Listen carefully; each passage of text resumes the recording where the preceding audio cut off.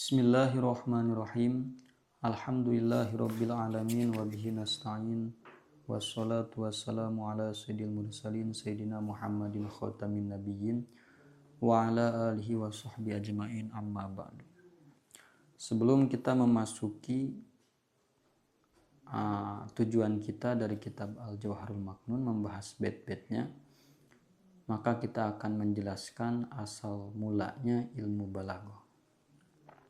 Itu sangat penting, sehingga ilmu balaghah bisa sampai kepada zaman kita, kepada tangan kita. Nah, di dahulu itu, di waktu zaman al-jahili, dari Arab jahili, itu semua Arab itu memang sangat berkaitan erat dengan bahasa Arab, sangat berkaitan erat dengan retorika sastra bahasa Arab. Tidak hanya dalam satu kabilah, bahkan setiap kabilah. Tidak hanya dalam Quraisy yang suka sastra, tapi setiap kabilah. Bahkan tidak hanya kepada pemuda, tidak hanya kepada bapak-bapak, tetapi kepada anak-anaknya pun, kepada perempuan pun itu suka dengan balaghah. Kenapa? Dikarenakan kehidupan Arab itu terbasis dari mengagungkan prestasinya, atau mengagungkan nasab-nasabnya, mengagungkan hari kejayaannya, mengagungkan kakek-kakeknya. Sedangkan tidak ada alat yang sangat ampuh untuk mengagungkan tersebut terkecuali syiiran. Jadi syiiran di waktu itu adalah pedang yang tajam untuk supaya bisa perang di medan tempur, perang di dalam tapakur, perang di dalam mengagungkan diri, mengagungkan prestasi, mengagungkan nasab-nasabnya. Sehingga siapapun di zaman itu yang hebat sastranya, yang hebat kalam Arabinya, maka itu adalah suatu keagungan. Ada seolah-olah hari Id. Seperti itu. Nah, ketika datang Islam, Nabi kita Nabi Muhammad SAW itu membawa Al-Quran, maka semua Arab, golongan Arab itu tercengang, terdiam ketika mendengarkan Al-Quran. Kenapa? Dikarenakan Al-Quran itu mengandung sastra yang sangat tinggi. Bahkan orang Arab sendiri pun, yang mana dia sehari-harinya menggeluti bahasa Arab, menggeluti sastra Arab, menggeluti retorika Arab, kenapa? Sangat bingung orang Arab tersebut. Kenapa dia kebingungan untuk mengilatkan bahasa Al-Quran itu sangat luar biasa. Itu yang dinamakan ijaz. Tidak ada yang mampu untuk membandingkan, mendatangkan satu ibarat saja, satu surat saja yang sama seperti Al-Quran. Seperti itu. Sedangkan Arab ini memang berkaitan dengan bahasa Arabnya dengan salikoh, watak tabiatnya. Bukan diiktisab, bukan dengan ilmu, tidak. Sehingga Sayyidina Umar radhiyallahu ta'ala anhu ketika mendengarkan surat Toha, sebagian surat Toha, dikarenakan Sayyidina Umar itu termasuk yang mendalami bahasa Arab, bahkan beliau adalah yang menghakimi Nabi Al-Dubyani, juga menghakimi Zuhair bin Abi Salma. Menghakiminya bukan hanya dalam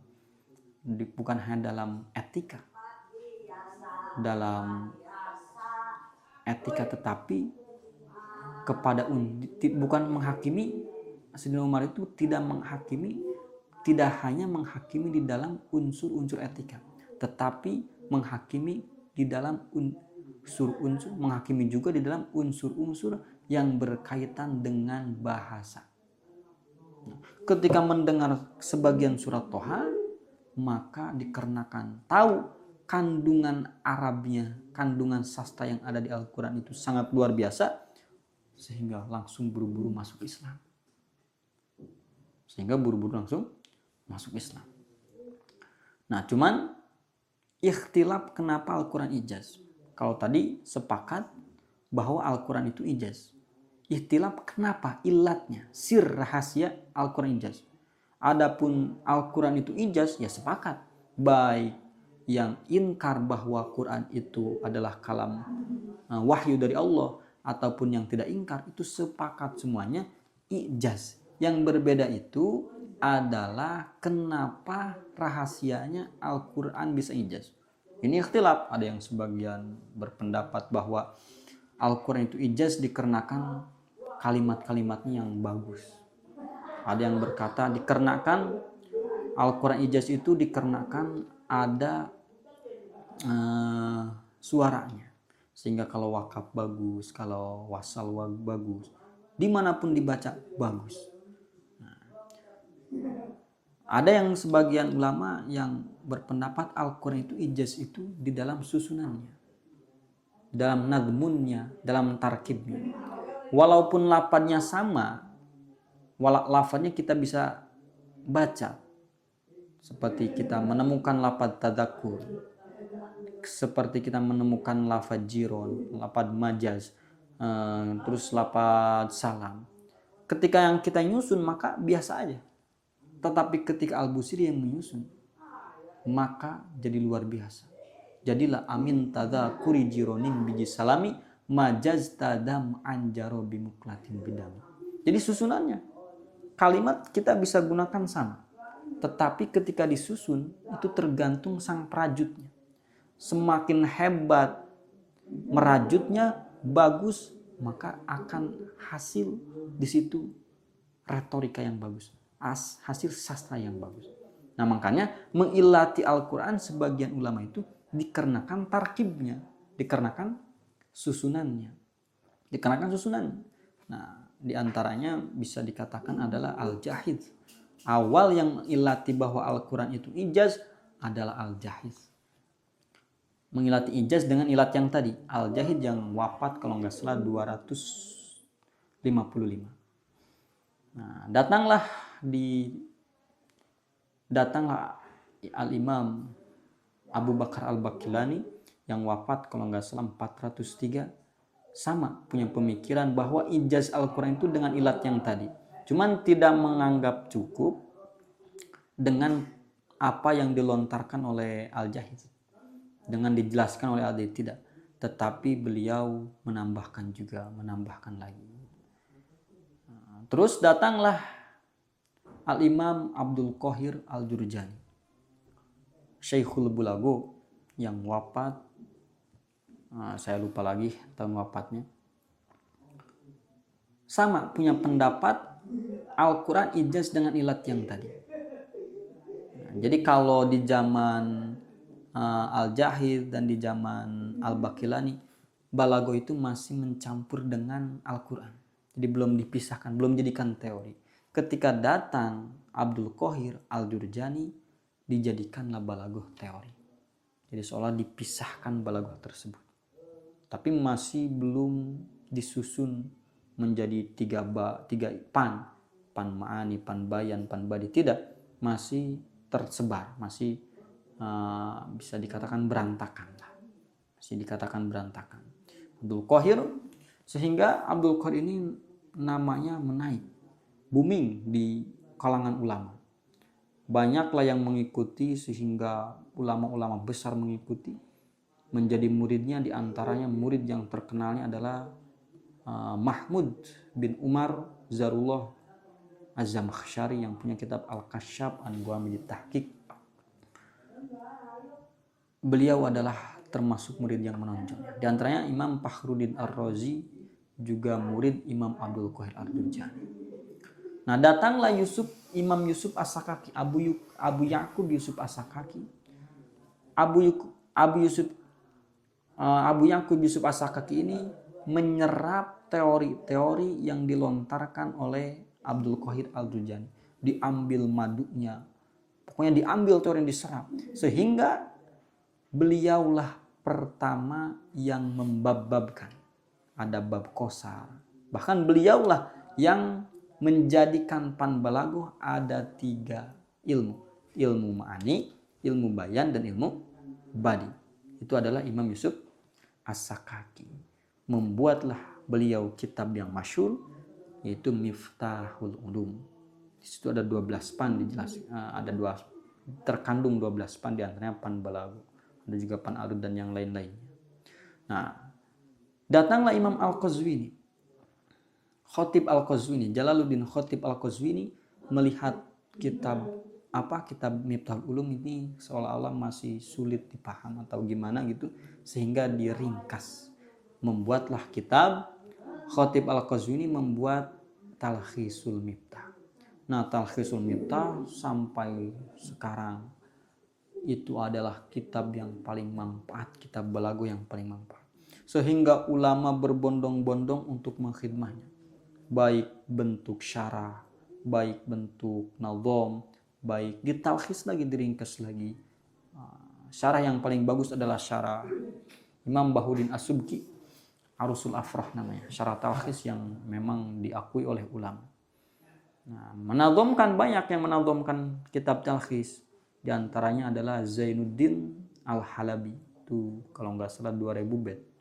Di antaranya lagi adalah Imam Jalaluddin As-Suyuti yang wafat 911.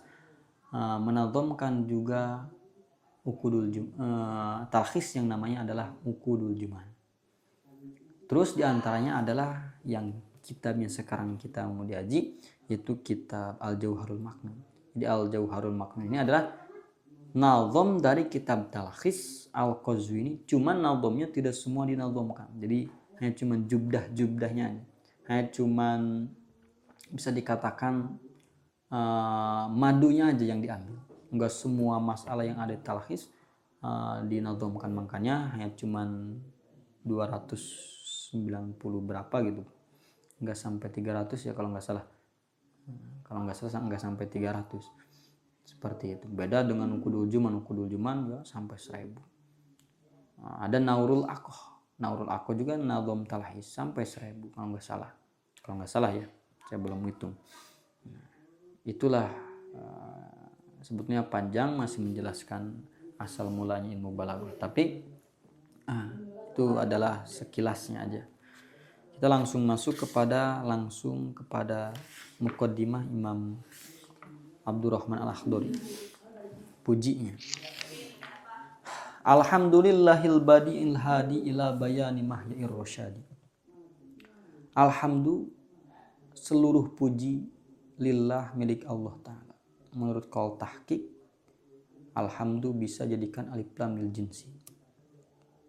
Lillah khusus milik Allah, seluruh puji. Atau menurut qaul tahqiq itu jadikan lam istighraq. Seluruh puji itu lillah, milik Allah Ta'ala. Al-Badi' yang mana Allah itu badi'. Al-Badi' kata di sini ditafsirkan dengan al-mubdi li syai' ala ghairi misal.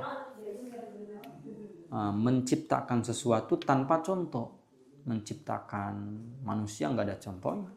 Menciptakan bumi nggak ada contohnya. Menciptakan tanpa contoh itu al-Badi'. Al-Badi'.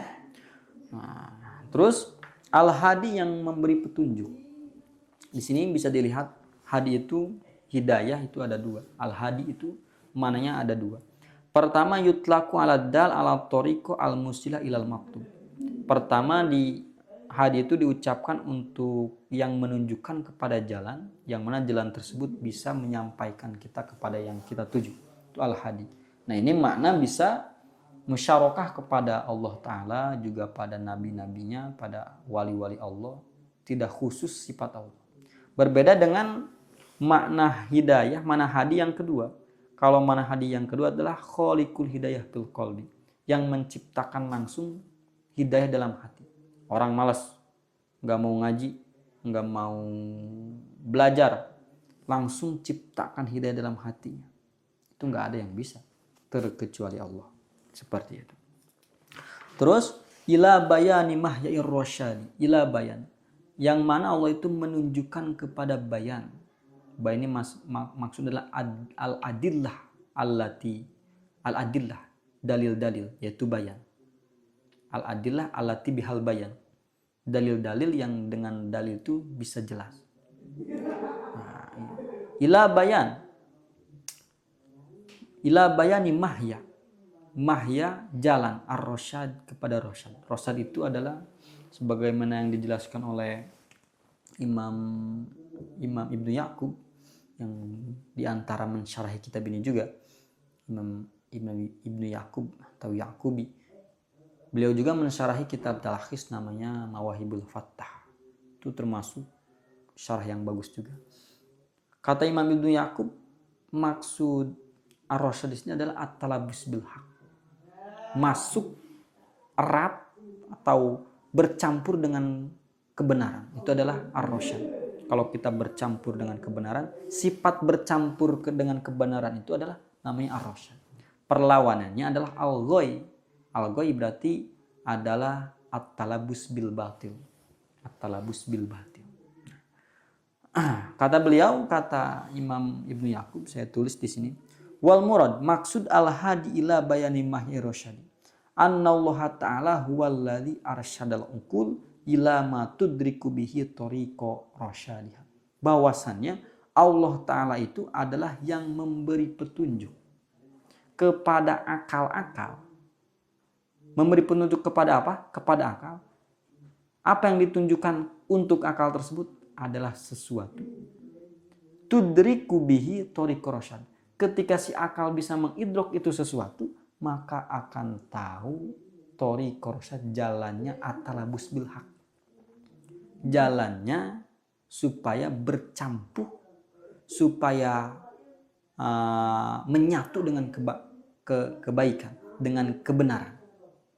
Nah, yang mana sesuatu itu adalah apa? Sesuatu yang ketika akal bisa mengidrok akan bisa talabus bil haq adalah adal ala sihatin nubuwah, yang menunjukkan kepada sahnya kenabian. Sedangkan thariqur rasyad, jalan yang ditunjukkan untuk akal, ketika si akal tahu yang adal ala sihatin nubuwah itu adalah al-Islam, adalah Islam. Oh, jadi intinya Allah itu menunjukkan kepada akal, kepada sesuatu, kepada dalil-dalil, yang mana si akal ketika mengidrok dalil tersebut akan tahu jalan untuk talabus bil haq. Yang mana jalan talabus bil haq itu adalah al-Islam. Sedangkan sesuatu dalil-dalil yang tadi adalah sesuatu dalil yang menunjukkan kepada sahnya kenabian. Sampai ini jelas ya? Kalau nggak jelas ya kita teruskan aja. Oke. Amadda arbaban nuha warasama syamsal bayani fi suduril ulama. Amad Allah itu memberi anugerah, memberi madad. Madad itu adalah az-ziyadah bil khair, memberi nambah kebaikan.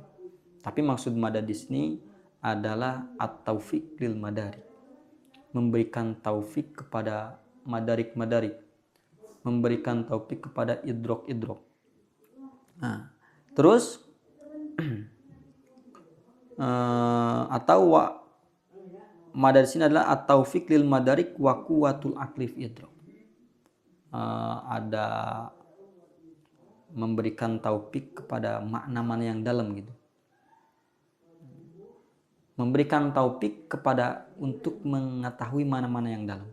Arbaban nuha kepada orang-orang ulama-ulama yang punya nuha, yang mempunyai akal. Nuha itu adalah jama ya. Mufradnya adalah nuhyah. Nuhyah adalah maksudnya akal. Kenapa akal dikatakan nuhyah? Dikarenakan dari nahyun. Nahyun itu adalah melarang. Karena kalau orang punya akal akan dilarang untuk melakukan sesuatu yang jelek-jelek. Maksiat atau jelek sebetulnya. Karena akal, kalau orang lagi maksiat berarti akalnya sedang koslet. Sedang tidak berjalan. Kalau akalnya sedang berjalan ya tidak akan gitu. Seperti apa lagi? Seperti menyanyiakan waktu.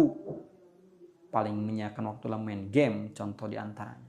Ketika orang punya akal maka akan menghilangkan main game tersebut. Adapun santri, orang yang main game itu akalnya sedang macet dulu berarti. Ya. Teruskan. Nah, dikarenakan tadi Allah itu irsyad, menunjukkan kepada akal, kepada dalil-dalil yang tadi, maka sohibul aklinya, yang mempunyai akalnya, Allah berikan anugerah, memberi taufik untuk madarik tadi. Terus waro sama samsal bayani fi suduri ulama, dan Allah itu menetapkan syamsal bayan, bayan yang diserupakan dengan matahari. Jadi bayan yang diserupakan dengan matahari. Jadi ini idopat lujainil ma. Nanti akan dibahas lah di dalam pan bayan ya. Bahkan bisa dikatakan istiaroh kinayah, istiaroh bil kinayah. Dan madhab as-sakak di sini panjang tentang menjelaskan istiaroh bil kinayah, istiaroh makniyah, karena ada beberapa madhab. Ada madhab sohibu talhis, ada madhab as-sakaki, ada madhab mutaqaddimin, yaitu dia mutaqaddimin maksudnya Abdul Qahir yang dan lain-lainnya. Setelah itu Allah itu syamsal bayan, menetapkan bayan yang serupakan dengan syamsun. Bayan itu maksudnya adalah jelas cara menyampaikan apa isi hati. Itu adalah bayan. Kalau kata Alman Paluti dalam nadorotnya, bayan itu adalah, saya lupa lagi Arabnya, bayan itu adalah melontarkan apa isi hati kita seolah kalam kita itu bisa diidrok, bisa diraba, bisa dilihat. Saking jelas-jelasnya. Bukan bayan itu kita mendatangkan majaz di dalam siiran kita, di dalam nasar kita, di dalam kalam Arabi kita mendatangkan majaz, kita mendatangkan istiaroh, kita mendatangkan kinayah, kita mendatangkan gorib-gorib, lafaz yang gorib, sehingga paham lafaz itu harus memahami kitab yang panjang, komus yang panjang. Kalau kata Alman Paluti, kalau kita ibarat kita bahasanya gorib semua, itu layaknya mending bikin komus lagi. Saingnya itu al-komus muhit. Seperti itu. Nah, maksud bayan itu adalah jelas cara melontarkan. Nah, kenapa diserupakan dengan matahari? Dikarenakan bayan itu menjelaskan yang tidak jelas. Menjelaskan isi hati kita yang intinya tidak jelas. Seperti matahari yang menjelaskan yang tidak jelas. Karena ada matahari, semut yang hitam yang ada di batu bisa kelihatan. Karena ada apa? Karena ada matahari. Makanya bayan diserupakan dengan matahari. Pabsoru mu'jizatal Qur'ani wadihatan bisatil burhani. Pabsoru, maka melihatlah siapa? Ulama-ulama yang tadi. Mu'jizatal, dikarenakan sudah Allah beri anugerah tadi. Beri anugerah taufik lil madarik, maka pabsoru mu'jizatal Qur'an. Melihat ijaznya Al-Quran. Mujizat Al-Quran min idopatis sifat ilal mausuf. Jadi sifat ilal mausuf. Di mujizat itu sifat Quran. Maksudnya Al-Quran yang mujiz. Nah, akan tahu ijaznya Al-Quran. Ketika sudah diberi taufik tadi. Yang mana wadihatan yang sangat jelas. Bisatil burhani, dengan dalil-dalil yang satir, yang bercahaya, yang luar biasa, semerbak. Nah, jadi kalau kita sudah diberi taufik, kalau kita sudah bertopik dengan madarik, maka akan tahu ijaznya Al-Quran. Semoga kita diberi taufik itu, dan semoga kita bisa mengetahui ijaznya Al-Quran. Itu yang sangat penting. Itu penting.